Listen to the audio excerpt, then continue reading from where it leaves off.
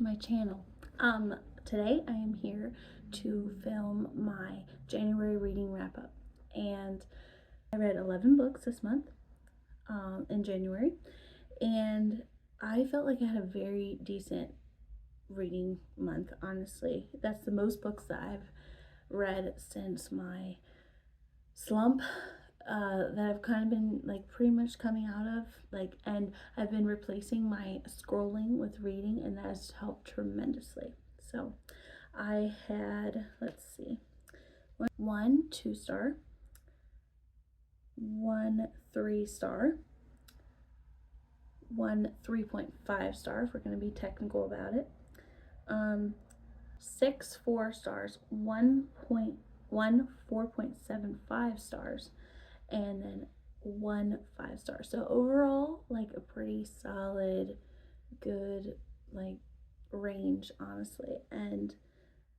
yeah, I don't know, I really enjoyed this month. So let's start with the 2-star that I had. So this one was called Hummingbird Island, and I had this book on my shelf forever and ever. I don't even know where I got it from. I should have DNF'd it though. It was incredibly short, like very short, like 100-something pages, and it was about this girl who goes to see her sister on the island of, it starts with a T. I can't remember what it is. Anyway, I don't know why I can't think right now. Anyway, but there was a romance that felt really weird. There wasn't a lot of time for anything to develop, and I didn't see, I didn't see it like going where the story was telling me it was going. Anyway, and anyway, I should have just DNF'd it, but now I can get rid of it. So anyway, my first 3-star, my best friend, I had asked her, I'm doing this challenge this year, 12 books recommended by 12 friends. And my best friend, one of my best friends, she recommended me to read Keeping the Castle by Patrice Kendall. And the cover of this is so cute. Like I'm obsessed, honestly. And I was excited to read it because it's about this girl who, I believe it's Regency times, I think, she has to get married in order to keep her family's home. Her grandfather was kind of extravagant, and he spent a lot of money on this castle. He put it right beside a cliff, so it's literally like falling apart around them. So it kind of just goes around around her like dating escapades, and it's fun in the beginning. I thought like this is so hilarious, and then it just kind of just slowed way down for me, and I didn't really see it going. I don't know, it was a little boring after a while, and so that one was just a 3-star for me. I would still recommend it, and there is a second one in the series, so I am going to try and read that one at some point too. That one I did look on Goodreads though to see what the ratings were like, and the ratings are not that great, so I don't know how that one's gonna be. But anyway, so the next 3-star the 3.5-star, this one was another book that I had on my shelf, and this one was called A Single Shard by Linda Sue Park. And this is a middle grade book, and this is about a boy who lives in, I think it's 16th century. I might be wrong about that though. But in Korea, and he is an orphan. He lives with this guy named Crane Man. His name is, I can't even remember what the little boy's name is. But he lives with a guy that found, like, he was given to him, and he decided he was going to keep him. And so they kind of live in poverty, I would say poverty together, and they're kind of just struggling to survive, like on the very, very bare minimum. Anyways, so the village that they live in is a potter's village. And one day, the little boy, he goes and he loves to watch this one particular guy make pots. Um, and this, he becomes an apprentice to this guy who it through various circumstances, and this just follows them trying to make a beautiful pot to become for this man to be able to for the potter, like, he actually calls him the potter, for the potter to be able to um, get a commission for the royal family.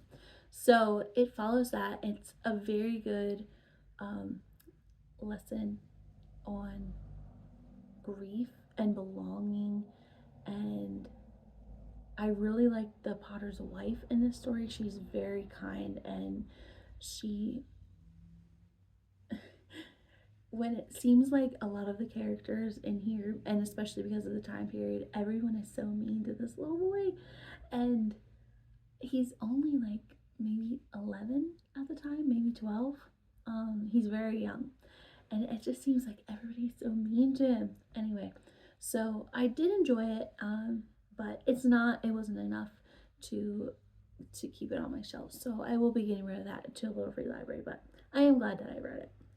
Now, my first 4-star read was my first read of the month. It was called Grave Consequences by Lisa T. Bergeron, and this is the second one in her Grand Tour series, and I'm really enjoying this series. The first book in the series I gave 5 stars. It's about this girl named Cora. She and her family live on a farm, and I forget, I think it's Montana, but I can't remember correctly. But she comes home she's in school, they call it normal school, to become a teacher. And she comes home and just something doesn't seem right. And she goes to her family's farm, and her father has had a heart attack or a stroke. It's one of those two. And it almost kills him. This man shows up on their farm, and he seems to know a lot about Cora. And she knows absolutely nothing about him. She has no idea who he is. And she's like, who is this guy? Like, what's he doing? And her mother is just going along with it. Turns out this man is her father, and this is not spoilers. This is just, it pretty much happens right in the beginning. And then it turns out that her father is very wealthy. And so the deal is that she has to go along with her siblings and on a grand tour of the world, of Europe, I think, actually, a grand tour of Europe. And she's like, no, I will not be going with you. And I, yeah, I will not be going with you. And anyway, he says, I will buy out your family's farm, and I will make sure that your father, your technically your stepfather, will get get the best medical treatment there is. And so she basically feels forced, and she feels betrayed by her mother. Like, how did she not know that this man was her father? Anyway, so it follows her, and then going on this tour, she ends up going. She feels forced into it, but she goes anyway. And she ends up enjoying herself, getting to know her real her siblings and stuff. And their tour guide, he's called a bear, and he has a nephew. His name is Will, and there is a romance between the two of them. Anyway, I rated that one 5 stars. I rated this second one 4 stars. It wasn't as good as the first one, but I did still really enjoy it. And I'm not gonna give like a synopsis because I feel like it would be a little too spoilery. But anyway, I did really enjoy that. Now then my next 4-star read. This one was for Epistolatory January. This was 84 Charing Cross Road, and it's a very short book, but it's really charming. It's about this British bookseller and an American author, just letters that they sent back and forth to each other over a course of, I believe, 20 years. This book made me so sad in the end, and if you've read it, you'll understand why. I don't think it's like any spoilery, like, yeah, anything spoilery to tell you that they never actually get to meet. And for some reason, that just seriously, it made me so sad. Um, anyway, I rated that one 4 stars. It was very, very sweet. I did like it, and the Helene Hanff who wrote it, she is very plucky, and yeah, she's just funny. So I did like that one a lot. Now, the one thing about 84 Charing Cross Road is I read on Goodreads, there's a review. This one person said that 84 Charing Cross Road is now a McDonald's. So I think that's almost as sad as those two never actually getting to meet. So, anyway. Now, my third 4 star read was Lady Susan by Jane Austen. I immediately watched the movie for this. It's called Love and Friendship, which I'm not entirely sure why.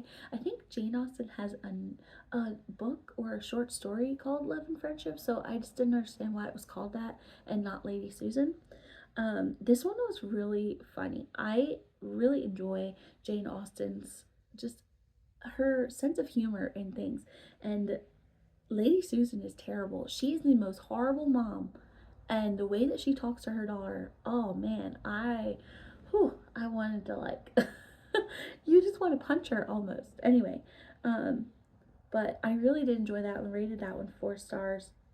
If you haven't read Lady Susan, I would highly recommend that you do, and then go watch the movie right afterwards. I believe it's on Prime Video.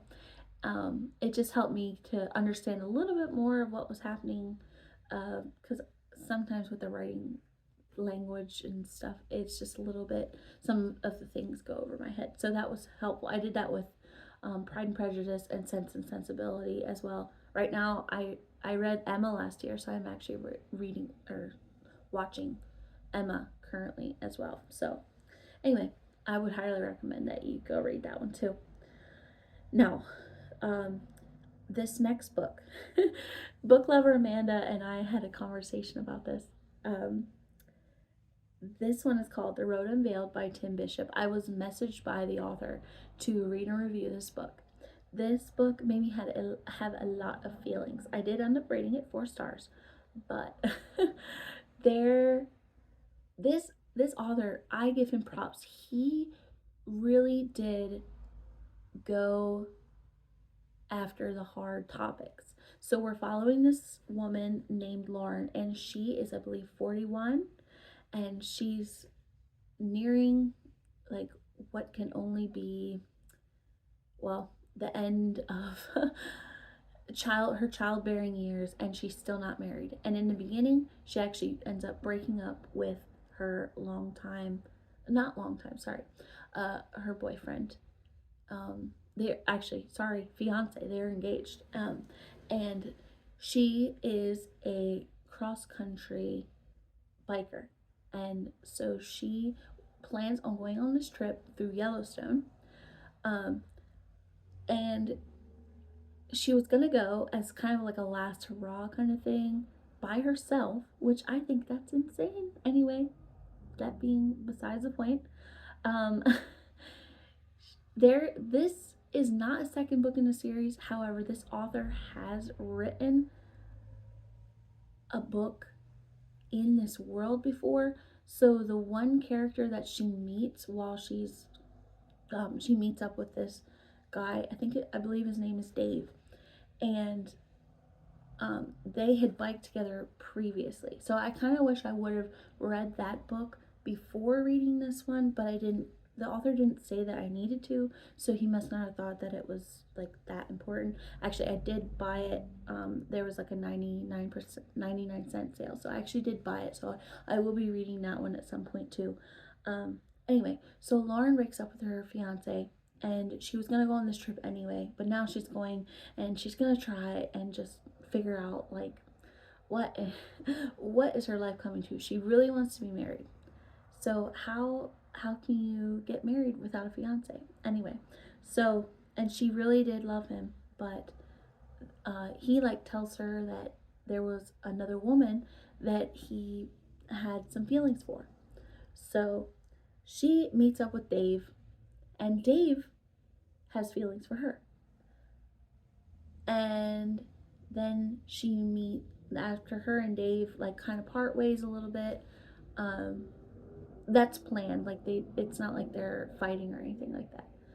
They kind of part ways, and they're gonna meet up again after I think they get out of Yellowstone. So, because he doesn't want to go through Yellowstone, but she does.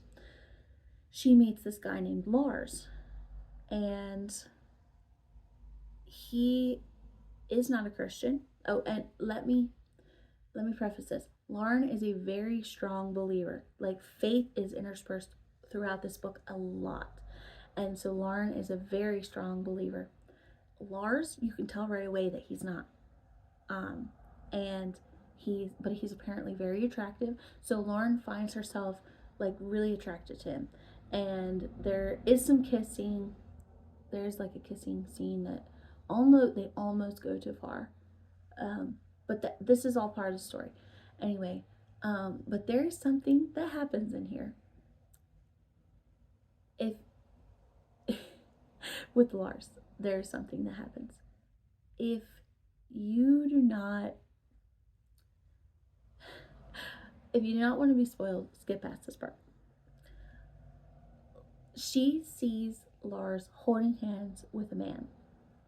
And she had previously seen this man on like in text messages in his phone, but his name is Robin. So she thought it was a woman, okay? So this brings up great conversations about sexual sin and same-sex attraction, and how do Christians handle this. However, this girl, she is still attracted to this dude. I'm sorry, if when I was dating my husband, if I would have seen him holding hands with a man, it would have been over. Nope, sorry. Could have been friends, maybe, sure, but to want to date him still, no. So I do not understand that. Anyway, so that was where it lost me a little bit. However, her and Lars and Dave, they kind of all, I don't know, like she leaves Lars behind, and then her and Dave is like having feelings. And let's talk about, I think his name is Dave. I'm sorry if it's not. It might be Dan. I'm so sorry. Anyway, that's besides the point. This dude, he is old enough to be her father. And I am not a fan of age gap romance, okay? So I was just kind of getting like the ick from all three of these dudes. And I forgot to mention that while Dave or Dan, whatever his name is, and Lars are trying to get after her, her fiance is like trying to get after her again too, because he realizes what he lost because he's a dum-dum. Anyway, so it just, the rest of the story follows them as they go through Yellowstone, and Lars goes like leaves them, and then her and Dave's all the like fighting within himself. Do I love her? I love her. And like he had previously been widowed. That's how they met in the first place, because he went on a trip by himself, and that's where he met Lauren. And I just didn't I didn't really like that. However, because he was grieving, not especially men, but I have learned that in my own life, unfortunately, I have had many experiences with grief, losing people close to me. When you're grieving, you really can make some dumb decisions, especially, I have never lost a spouse. However, I do know that people that lose spouses, they say you shouldn't even date for, I think it's at least a year after your spouse dies, if you're still, if you are interested in finding someone new, because it's almost like a rebound. And when you're grieving, you're not thinking correctly. They say don't make big decisions, and don't get married or date like within a certain period of time, because your brain is not, it's healing.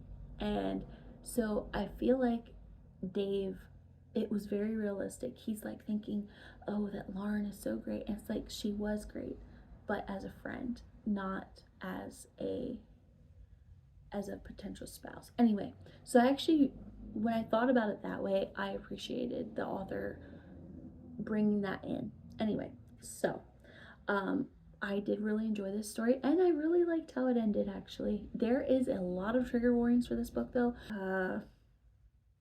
Drug use, alcohol use. Um, what are some other things?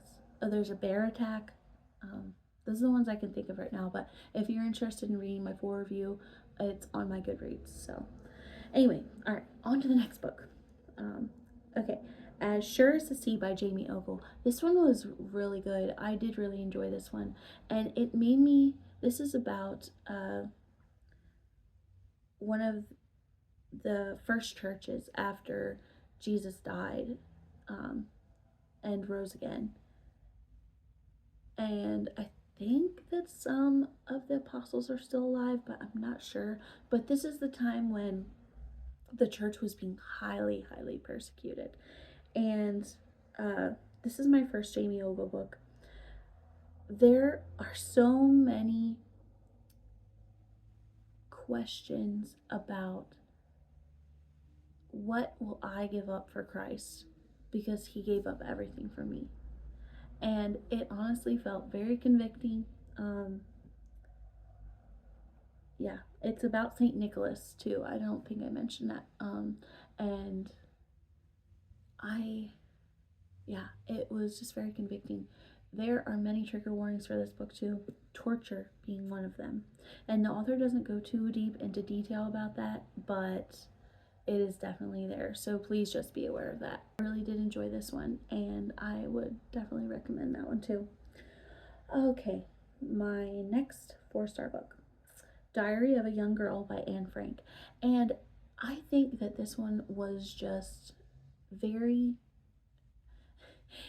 this is during World War II, but it just feels so normal. And that was one of the reasons that I gave it 4 stars, just because like some of it was just boring.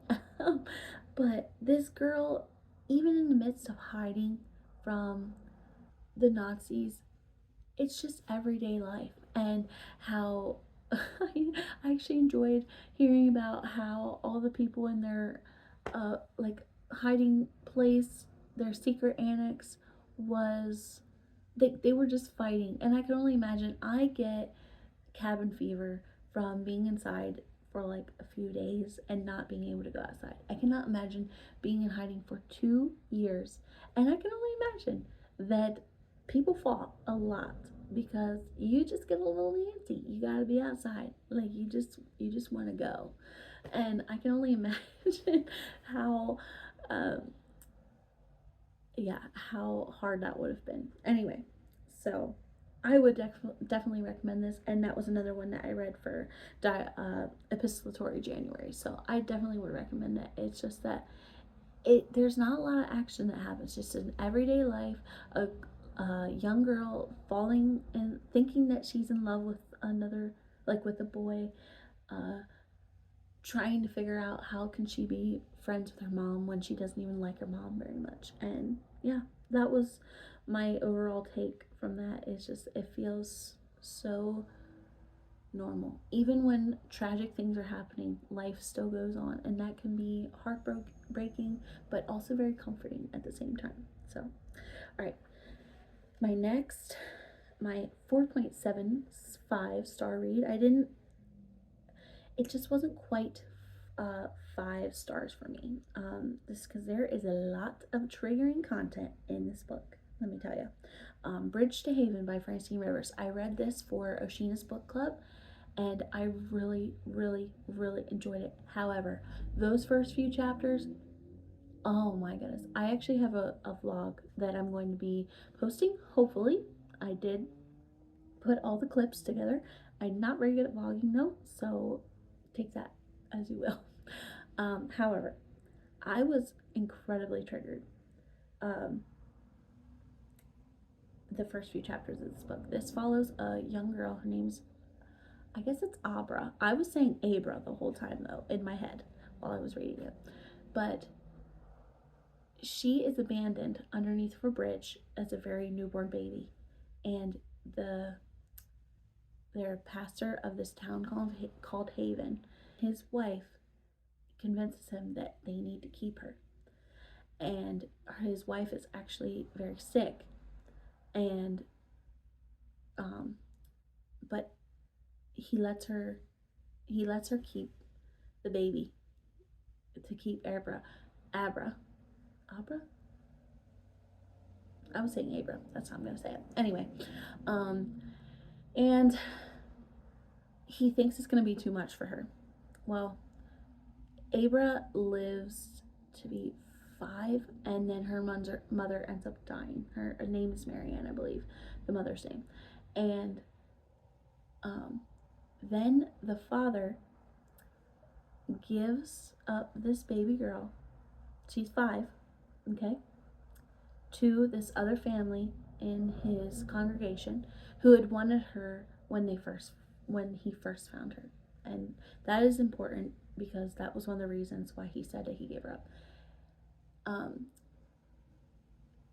The pastor also has a son named Joshua. I was very angry. There are things that have happened in my life. My father passed away. It's gonna be 2 years this April, and this is gonna be like a little personal. So anyway, I am the oldest of 9 children, and 4 of those children at the time that my father passed away. My mother has already previously passed away when I was 18 years old. I am that's over 10 years ago now. It'll be 11 years in June of 2026. And the fact that this pastor gave away this little girl to another family when he already had a child to take care of, and his reasons were that couldn't spend enough time with her to take care of her and give her what she needed. I'm sorry, you are a pastor, and you could have utilized that. You could have used people in your congregation to watch this little girl. She needed you. Anyway, oh my goodness, I was so triggered, dude.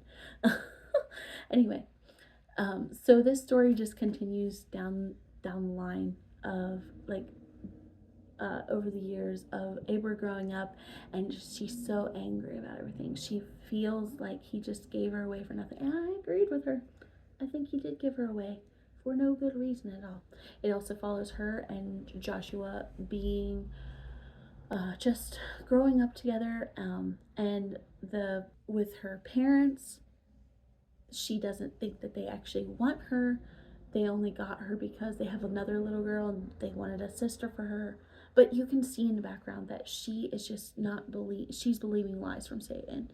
Anyway, so I really enjoyed watching her grow.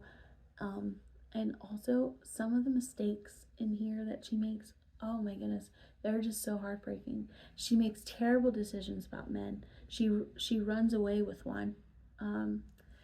And it just continues her downward spiral until she eventually comes back home. And if you do not want to read something heavy, this is not the book for you.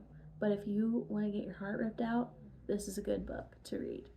I had never read this one previously, and wow, I was crying at the end, dude. Because yeah, it just showed how sinful we can be, how broken we can be, and God is still there for us to come back to. And I really, really enjoyed it. It wasn't quite that 5-star feeling that I wanted, but it was pretty close. So now on to my favorite book of the month. This one I read for Chantel's indie book club that she has this year. I'm not really like into fantasy too much, but I definitely can be if it's the right story. And this one was called Between the Shadows by Grace R. Pringle. Oh, am I a romantasy girly now? Because that's what this book was, and I adored it. It was so cute. I was like highlighting things. I read it on my Kindle. I was like highlighting things, and all I was just like, I was like writing notes on certain interactions that the two characters had, and I was just like, oh, this is so cute. Like, that's literally what I was just writing in there in the notes, and I'm like, oh, it was so adorable, and the storyline was easy to follow. I didn't feel like um, I did not feel like it was this huge world building that I had to get into. And I think that's what I don't like is high fantasy, because I just can't get into the pages and pages and pages of details. But this one was like a YA fantasy, and I could definitely tell that, and I loved it. It was so cute, and I loved the banter between the characters, and I loved, I don't know, it was just uh, the main characters, they both love books, so that's another thing that I loved. And the storyline was intriguing, um, and I really enjoyed it. And I'm not going to tell you anything about it besides that I loved it and you should read it.